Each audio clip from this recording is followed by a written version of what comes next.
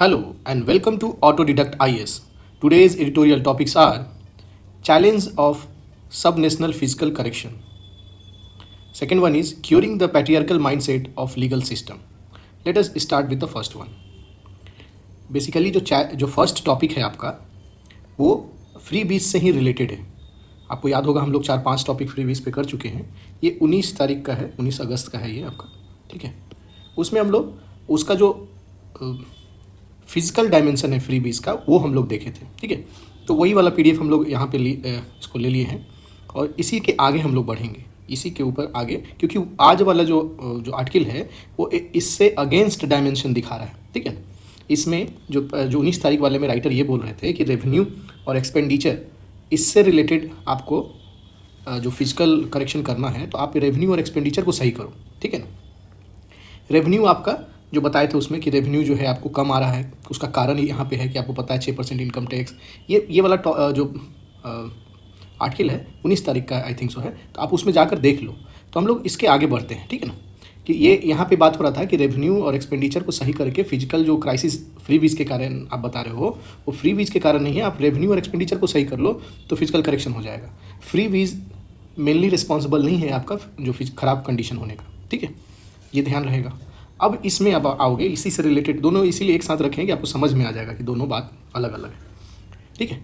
अब ये क्या फिजिकल करेक्शन करना है इसमें, तो आप ये देखिए स्टेट का कंसर्न क्या है कि भाई आप देखे होंगे कि तमिलनाडु के आई थिंक फिनांस मिनिस्टर का एक वीडियो वायरल है, उसको आप सुनना, उससे थोड़ा आपको समझ में आएगा। उन्होंने क्वेश्चन किया कि मतलब सेंट्रल गवर्नमेंट कौन होती है हमारे मतलब काम में दखल देने का, ठीक है। ये क्वेश्चन उन्होंने रेज़ किया था।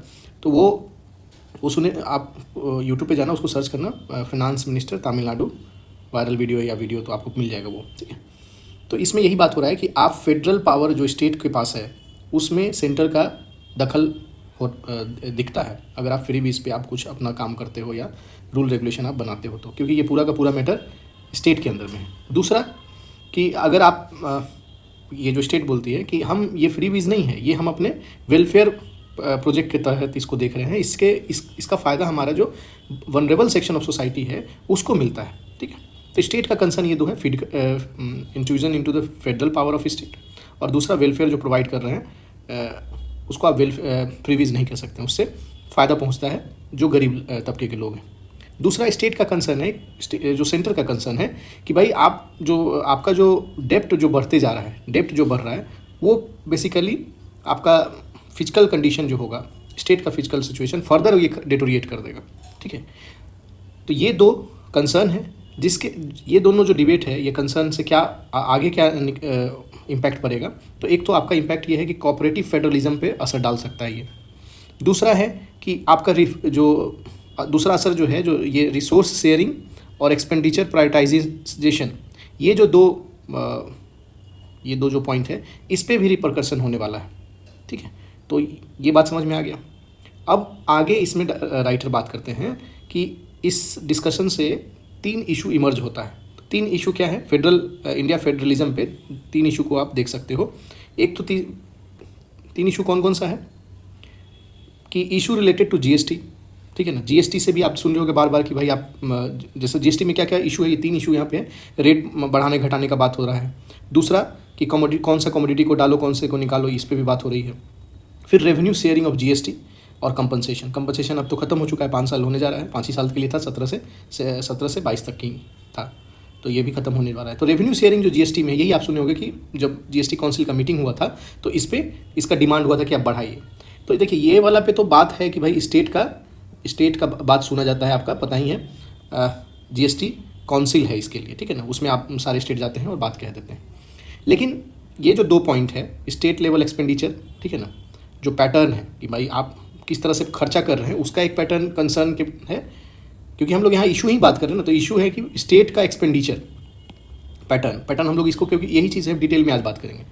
तो वो गलत पैटर्न मानता है, ये जो राइटर मान रहे हैं कि गलत पैटर्न है, इसको हम लोग आगे पीछे मतलब आगे जब जाएंगे आगे तो इसमें बात करेंगे। तो अभी सिर्फ ध्यान रखो कि एक तो जीएसटी से रिलेटेड इशू है फिजिकल फेडरलिज्म में, दूसरा स्टेट लेवल पे जो एक्सपेंडिचर हो रहा है उस पर भी इशू है, और तीसरा है जो सेंट्रल स्कीम जो इम्प्लीमेंट करता है स्टेट, क्योंकि सेंट्रल तो स्कीम बना देता है, इम्प्लीमेंटेशन तो करना पड़ता है स्टेट को।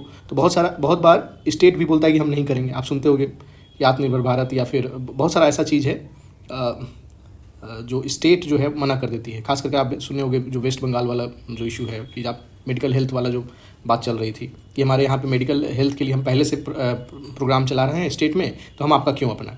ठीक है, तो एक तो उसमें है। इससे प्रॉब्लम क्या होता है स्टेट जो इम्प्लीमेंटेशन वाले में, जो सेंटर का स्कीम स्टेट इम्प्लीमेंट करता है, तो इससे क्या होता है कि जो बर्डन जो शेयरिंग है, जैसे मान लो बर्डन तो ऐसा होता है 40-60 के आसपास होता है या 6 है ना, अधिकांशतर स्टेट में, अगर वो हिली एरिया नहीं हो तो ये बर्डन ये स्टेट मानता है कि आप बिना मतलब का आप स्टार्ट करते हो स्कीम और हमको खर्चा करना पड़ जाता है। ठीक है, तो ये एक इशू है। ये दोनों में स्टेट का शेयर नहीं होता है, मतलब स्टेट का सेज नहीं होता है, शेयर नहीं, सॉरी, सेज नहीं होता है। बेसिकली ये फाइनेंस मिनिस्ट्री डिसाइड करती है, ठीक है ना, फाइनेंस मिनिस्ट्री।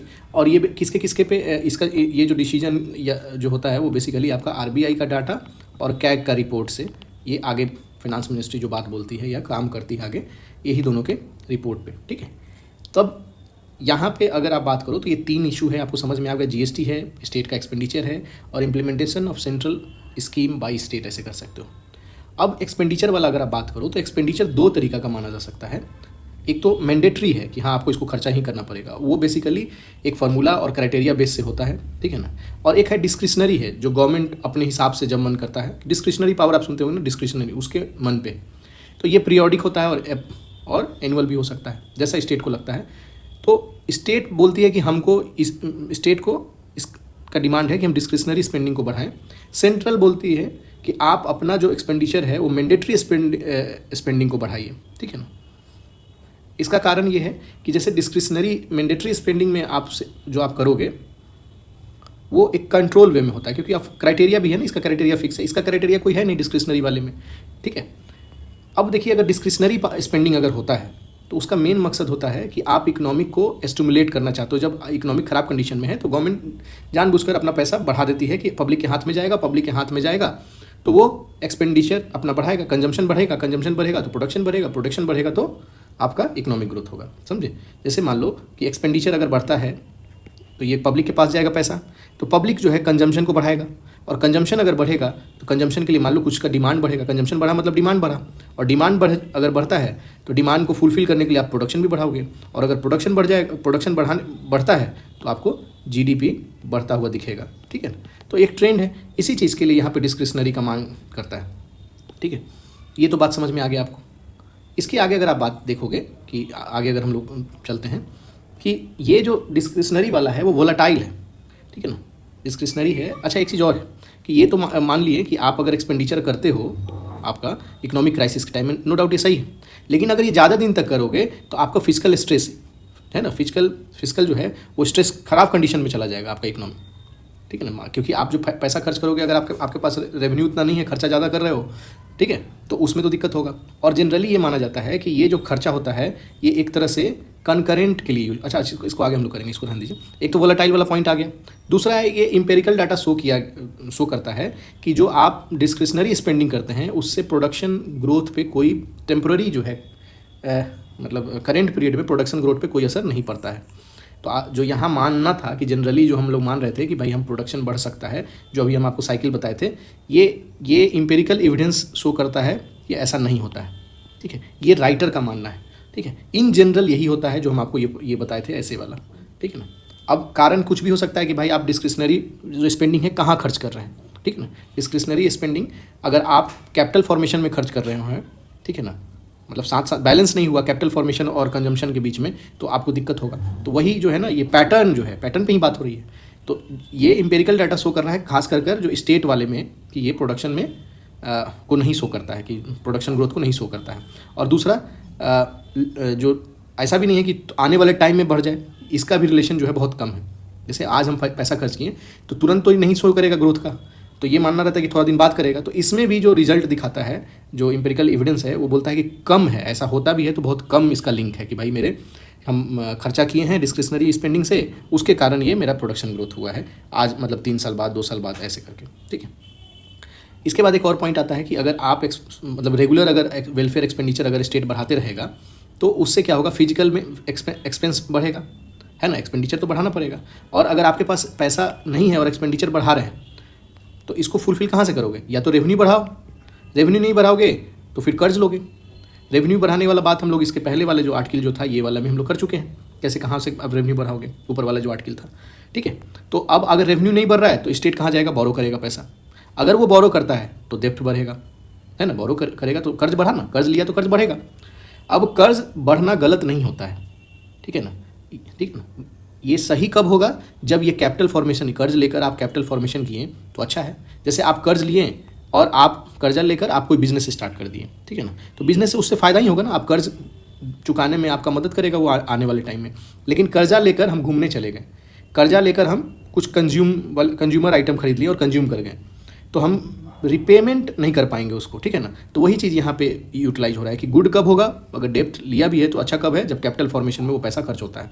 खराब कब है? जब वो करंट एक्सपेंडिचर बोलो या कंजम्पशन पे खर्च कर देता है ना, तो ये बैड होगा। तो वही चीज़ यहाँ पे ये बात हो रही है कि जो स्टेट का जो खराब, जो ये वाला जो इसका जो कनेक्शन ये बताया कि भाई एम्पिरिकल डाटा, तो ये बेसिकली यही शो हो रहा है कि ये बैड, ये लोग कंजम्पशन पे यूटिलाइज कर लेते हैं ज़्यादा पोर्शन, ठीक है। तो ये है इसका डिस्क्रिशनरी स्पेंडिंग वाले का, इतना ही है इसमें।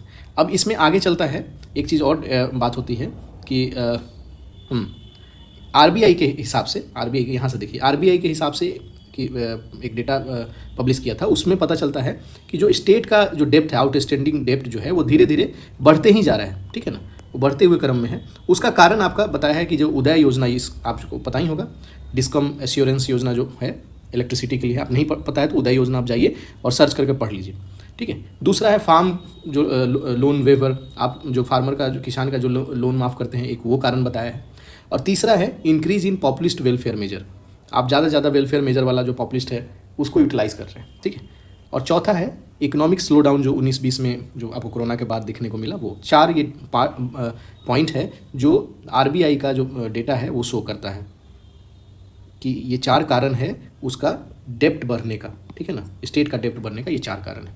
और इसमें ये जो डेटा है कि डेप्ट जीएसडीपी, ठीक है ना, स्टेट का जो जीडीपी है उसको जीएसडीपी बोलते हैं रेशियो, ये 22.6 था आपका 2013 में, आज वो बढ़कर 31.2 हो गया है 2022 में। आप अगर यूपीएससी एस्पिरेंट हैं या कोई भी मेंस लिखने जा रहे हो तो ये डेटा आपको लिखना ही है, मतलब इसको अगर नहीं लिखोगे तो पिटाई खाओगे, ऐसा बात हो जाता है। पिटाई मतलब नंबर कम देगा जो चेकर है। तो ये डेटा आप लिख ही लो, जो डायरी में है आप लिखे हो, आप डायरी मेंटेन कर रहे होगे ना अपने डेटा डायरी, उसमें ये डाल लो। फ्री बीज में आए तो एक इसके अगेंस्ट में आप, ये बात बहुत स्ट्रॉन्ग है ना, ये आप कह सकते हो कि इसका एक्सपेंडिचर के कारण डेप्ट बढ़ा है, बढ़ने के कारण ये आप कैसे बताओगे कि बढ़ा है, तो यही डेटा आपको हेल्प करेगा वहाँ पे। जैसे एक और बताए थे बालाजी, जो स्टेट बालाजी वाला जो केस है, उसको भी आपको जब फ्री बीज का आएगा तो उसको मेंशन करना है, बिना मेंशन किए हुए आपको नंबर बाकी से अच्छा नहीं आने वाला है। तो ये दो, जैसे यही धीरे धीरे करके आपका मतलब आंसर को स्ट्रॉन्ग करेगा, तो ये आप उसमें लिख ही लेना, ठीक है। इसके बाद ये भी है कि क्यों है, तो इसको भी आप यूटिलाइज कर सकते हो, डायरेक्टली आंसर में लिख सकते हो अकॉर्डिंग टू आरबीआई स्टेट का जो डेप्ट बढ़ने का कारण ये चीज़ हो सकता है, ये चीज़ माना जाता है, ठीक है। अब इसमें नीड क्या है, तो नीड ये बात हो रहा है कि अब किया क्या जाए। तो ये राइटर बोल रहे हैं कि आप एक तरह से आप ये काम कर सकते हो, सब नेशनल फिजिकल कंसोलिडेशन करो, है ना। आपको पता होगा एफआरबीएम एक्ट जो हमारे पास है, जिसमें कि हम लोग अपना जो कर्ज है वो 3% टारगेट है कि हमको अचीव करना है। अभी हमारा जो आपका पेंडेमिक के बाद हम लोग का जो टारगेट है 4.5 लाने का है ना, 4.5% ऑफ जीडीपी का जो डेप जो हम लोग कर्ज लेंगे, इतना 4.5 ऑफ जीडीपी लाना। ये कब तक लाना है? 2025 तक, ठीक है ना, 2025-26 तक। जबकि एफआरबीएम का जो मेन टारगेट है, आपको बहुत सारे बच्चा को नहीं पता होगा तो आप जाके सर्च कर लीजिए, सारा चीज़ इस पर बताया नहीं जा सकता है। तो एफआरबीएम एक्ट का जो मेन टारगेट है 3% लेना है, 3% फिजिकल डेफिसिट होना चाहिए, ठीक है ना।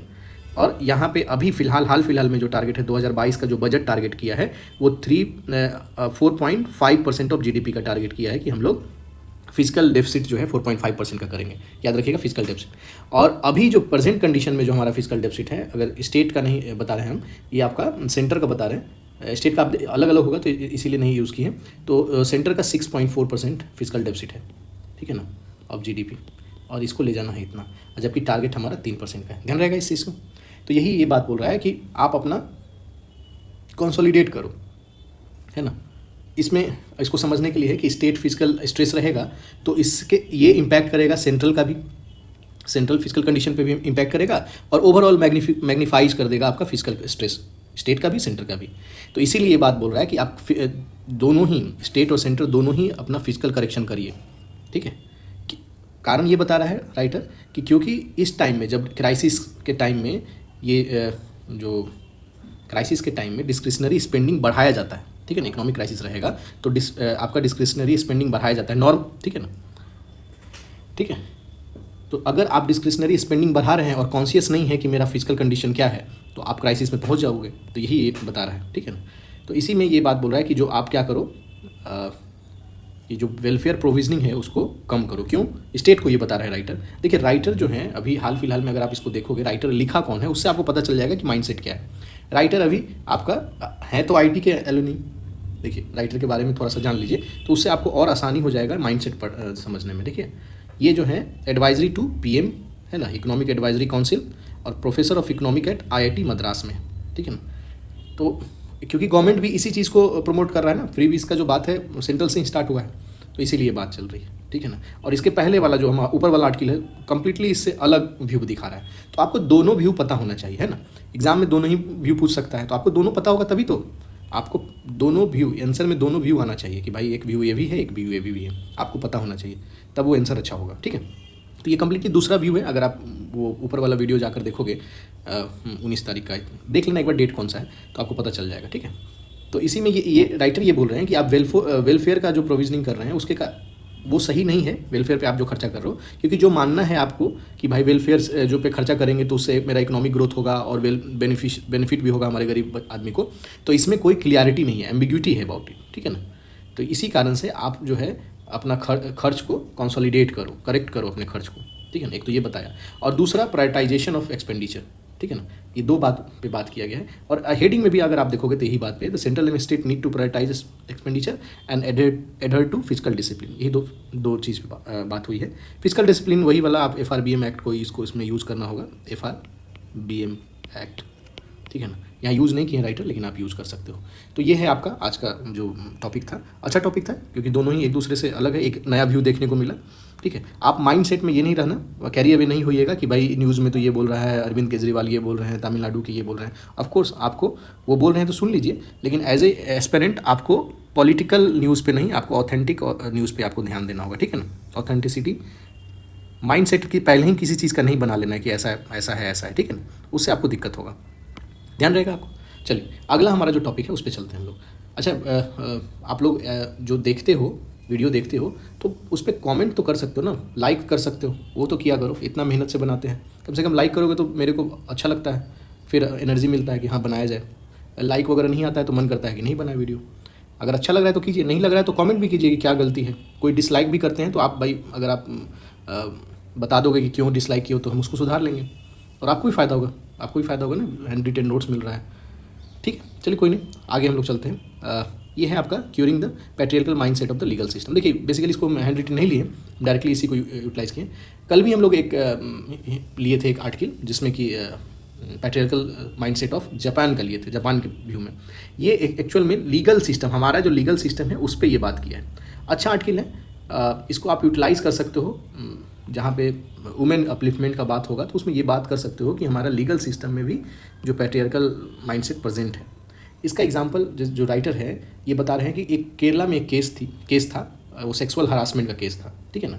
तो सेशन कोर्ट जो है उस जो आदमी पे ये आरोप था उसको बरी कर दिया। बरी करने का कारण क्या था कि जो उसके जो लॉयर होंगे वो दिखाया कि देखिए ये लड़की जो है एप्रोप्रिएट ड्रेस पहनी हुई थी, ठीक है ना, बात समझ में आ रहा है। तो इसके कारण मतलब उसका जो इल्ज़ाम था वो हल्का हो गया, ठीक है। तो यहीं पे राइटर बोल रहे हैं कि ये माइंडसेट कब तक चलेगा कि भाई मेरा ड्रेस क्या है उसके कारण आप, जैसे एक आर्गूमेंट हम लोग ऐसे भी जब आप लोग को जब पढ़ाई में जब वुमेन के बारे में हम लोग स्पेशली जब बात करते हैं तो उस आर्गूमेंट में ये भी बात करते हैं कि कपड़ा पहनने से अगर कोई रेप की तरफ जाता है या सेक्सुअल हरासमेंट करता है तो ये गलती किसका है? कपड़ा पहनने से गलती है क्या?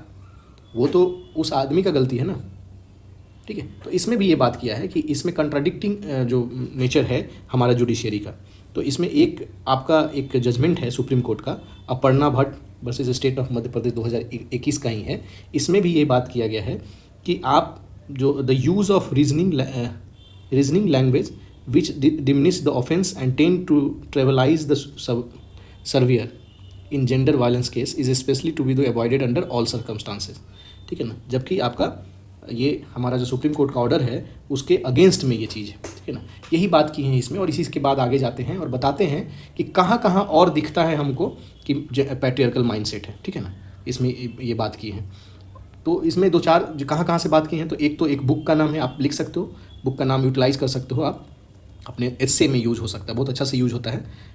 तो जैसे एक है यहाँ पे गीता हरिहरन एक है, और एक राइटर एक बुक लिखी है, listen to my case when women approach the court of Tamil Nadu, एक बुक है।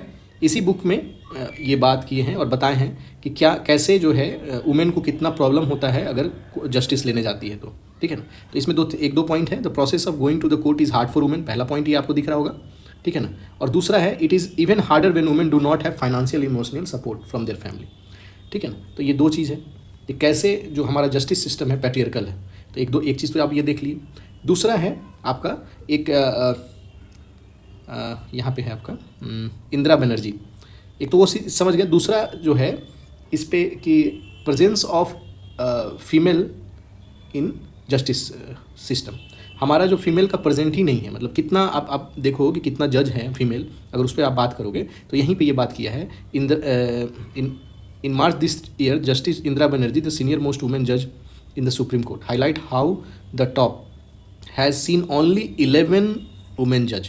समझिए, सुप्रीम कोर्ट में अभी तक सिर्फ 11 वुमेन जज देखा है। तो ये भी एक पैट्रियार्कल माइंड सोसाइटी दिखा रहा है। ठीक है, उसके बाद इसमें ये भी बात किया गया है कि अगर वुमेन को अगर इंक्लूड किया जाएगा लीगल सिस्टम में तो इससे आपको डिसीजन मेकिंग जो प्रोसेस है वो अच्छा होगा in comparison to the man अगर काम कर रहा है तो। वुमेन जैसे सिंपल समझिए कि वुमेन के कंडीशन में वुमेन ज़्यादा बेहतर से वुमेन का जो प्रॉब्लम है समझ सकती है, ये बात ही बेसिकली ये कहा जा रहा है। इसीलिए बोला जा रहा है कि वुमेन का जुडिशरी में आना बहुत ज़रूरी है। ठीक है, इसके बाद ये और भी बहुत सारा चीज़ यूटिलाइज़ की है। जैसे एक और है यहाँ पे कि एक ब्रांडवेल वर्सेस स्टेट है ना, ये यूएस का है। ये बेसिकली इसको आप यूज़ कर भी सकते हो, नहीं भी अगर नहीं ध्यान रहे तो कोई बात नहीं, लेकिन ये दो पॉइंट है, एक पहला पॉइंट ये और दूसरा पॉइंट ये। ठीक है ना, ये दोनों को आप एज ए एग्जाम्पल के तौर पे कोट कर सकते हो। ठीक है ना, और ये जो है ब्रैडवेल वर्सेस स्टेट, इसमें यही बताता है, ये 1872 का है, यूनाइटेड स्टेट का है। इसमें ऐसा स्टेटमेंट था जिससे ये बताता है कि जो लॉ है वो मेल के लिए ही है। ठीक है ना, और इसमें ऐसा सा कंडीशन है कि भाई भगवान ऐसे बनाया है सब जेंडर को अलग अलग और सबको अलग अलग काम दिए हैं, और उसमें जो है वुमेन को जैसे यहाँ पे ऐसा भी बात कहा गया है कि this is law of creator कहा गया है ना, यहाँ this attitude that women are a children of lesser god still ruling the judiciary. मतलब ये ऐसा यहाँ देखिए, the paramount destiny and the mission of women are to fulfil the noble and being office of wife and mother. ठीक है, तो ऐसा mindset था उस समय का, और वो आज भी क्या हमारे यहाँ भी चल रहा है, यही क्वेश्चन इसमें रेज होता है। तो बेसिकली आप फिर इसमें बात की है कि क्या किया जा सकता है, तो यही बात करें कि सेंसिटाइज करिए। ठीक है ना, तो नीड में आप अपने हिसाब से देखिए आप क्या क्या कर सकते हो, तो इससे ज़्यादा अच्छा लिख सकते हो आप। अब बताइए क्या हो सकता है। तो नीड में पहला है कि भाई आप सेंसिटाइज करना है, तो इसमें फीमेल को इंक्लूड करना होगा। फीमेल को जो लॉ स्टूडेंट जो है उसमें फीमेल पार्टिसिपेशन बढ़ाना होगा। आप जो लीगल प्रैक्टिशनर हैं, देखिए पहला ये है, दूसरा ये है, लीगल प्रैक्टिशनर है और या तो जुडिशियल ऑफिसर है, उसको भी फेमिनिस्ट जुरिस्प्रूडेंस बताना होगा। ठीक है ना, सेंसिटाइज करना होगा फीमेल के प्रति, यही चीज़ इसमें है। इसमें एक और बात है, जेस मिल का हम एक बार और नाम लिए थे वुमेन के प्रति। तो जब भी इक्वालिटी का बात आता है तो जेस मिल का नाम आता ही आता है। नहीं पता है तो जेस मिल के बारे में जाइए, उसको पढ़िए, इथिक्स में भी यूज़ होगा, और इससे में तो कहीं ना कहीं आप किसी न किसी बहाने जेस मिल को कोट कर ही सकते हो। ठीक है ना, तो इसी में यही बात इनका भी एक है कि in a liberal democratic state choice of dress is a self regarding act over which the individual is sovereign. ठीक है ना, ये ध्यान रखिएगा। तो यहाँ पे एक बार और भी बहुत दिन पहले आप सुने होंगे कि फीमेल पैट्रियार्कल सोसाइटी में ये होता है कि भाई आप न्यूज़ सुनोगे ना कि कोई खाप पंचायत बोला कि इस गांव में कोई जींस नहीं पहनेगा, कोई भी लड़की मोबाइल फ़ोन यूज़ नहीं करेगी। तो ये जो है ये पैट्रियार्कल माइंड सोसाइटी ही कराता है। आप रात में इतने बजे के बाद नहीं जाओगे, बेटा घर से जाता है तो कोई नहीं बोलता है, बेटी अगर जाती है तो 10 बात सुनना पड़ता है। तो ये ऐसा नहीं है कि बैकवर्ड मतलब जो विलेज एरिया है उसी में प्रेजेंट है, ये अधिकांशतर इवन दिल्ली में भी प्रेजेंट है, ये है ना, मॉडर्न जितने भी जो आपका मेट्रो सिटी है वहाँ पे भी प्रेजेंट है। कोई गार्जियन कंसर्न ज़्यादा दिखाता है उसके ये गलत नहीं है, कंसर्न गलत नहीं है, क्योंकि कोई भी सेफ्टी चाहेगा, लेकिन प्रॉब्लम तो है ना, प्रॉब्लम है इसमें, इस चीज़ को समझिएगा। तभी आप जाकर वुमेन पे अच्छा आंसर लिखने में सक्षम होते हैं, इससे खास कर और कोई ऐसा एग्ज़ाम मतलब कोई ऐसा साल नहीं है जिसमें वुमेन पे आपको लिखने को नहीं आए। तो इसीलिए वुमेन जो पार्ट है वो बहुत स्ट्रॉन्ग है, उसको आप मतलब जितना ज़्यादा हो, कुछ पॉइंट कोटेशन, ठीक है ना, डेटा, एग्जाम्पल, ये सब वुमेन के एक कॉपी बनाइए, जो डेटा कॉपी है उसमें वुमेन वाला डालते रहिए, ठीक है ना, एग्जाम्पल भी डालिए, ठीक है ना, एग्जाम्पल से ज़्यादा अच्छा आंसर होगा, ठीक है। आज काफ़ी लंबा हो गया, आज के लिए इतना ही है। Thank you, have a nice day.